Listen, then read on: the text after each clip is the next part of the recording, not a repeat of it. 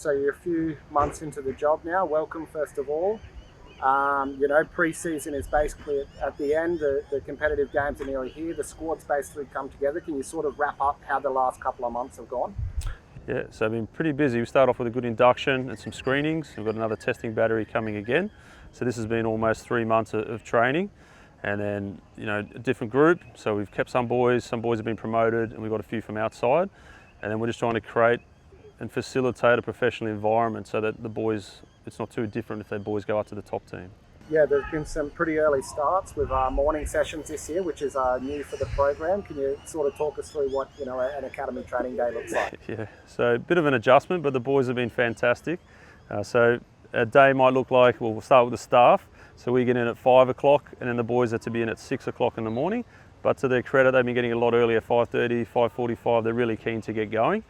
And then we're on the pitch 6:15, 6:30 most days, and done by 8. If there's gym, they'll hang back and do gym, or if they've got to go to school or work, then they can go and do that afterwards in the afternoon. But it gives them the whole day to do school and work, and then in the afternoon, same thing as well.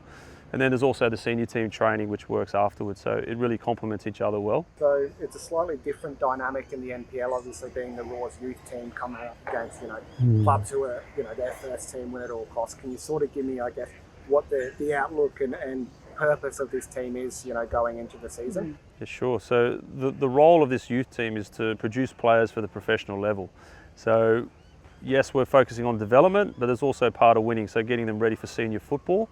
And then, a lot of the other teams, they're looking there to win that title. It's not to say that we're not competing and trying to win, but winning for us is a byproduct of getting the processes right. So our focus is purely on developing players for the top level. We've seen a number of players, come through the NPL program in recent years and make that step up to the A-League with, a number in the current A-League squad having come through into this side. Can you sort of talk about how you're working with the A-League men's staff to, create that pathway for players to make the step up? Yeah, so a lot of that is based on opportunity, and we've just got to be ready to go. So we're in constant chat about who they need, what type of players. And like I said, our role is to develop the boys for the top team. So we've got to get them to that level, and they've also got to understand the standards that are required to be at that level. So yeah, we're in constant chat, and then it's up to Ruben and Zach to decide whether they take these boys or not. But end of the day, we're getting boys ready for professional level. When you took the job, obviously you're an ex-Raw A-League player.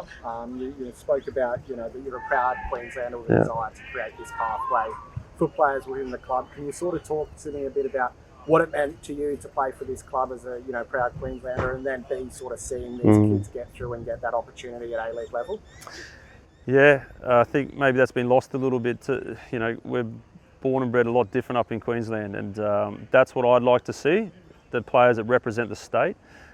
When I was coming through, it was the Brisbane Strikers was the only team, so to make the only team in the state is a privilege on its own, and people need to respect that it is a very difficult challenge to make one team. We're not like a Sydney or New South Wales where there's 6 teams or 5 teams, we have one. And then we are a big community, so we all look and respect players that have made it, and they all come down and watch those boys because we can relate to those type of players. We've either played against them, we've seen them come through the pathway, and we can be proud as Queenslanders, hey, that's one of ours, and that's what I want to see. I want to get as many Queensland boys as we can into that top team. We kick off the season in the Kappa Cup in a fortnight's time. We head to Bundaberg to play Brisbane City. I guess what's the outlook ahead of that trip? Getting the boys away as a group together, I'm sure that's going to be positive. Yeah, it'll be fantastic. One, to get the Raw back out into the community up in Bundaberg.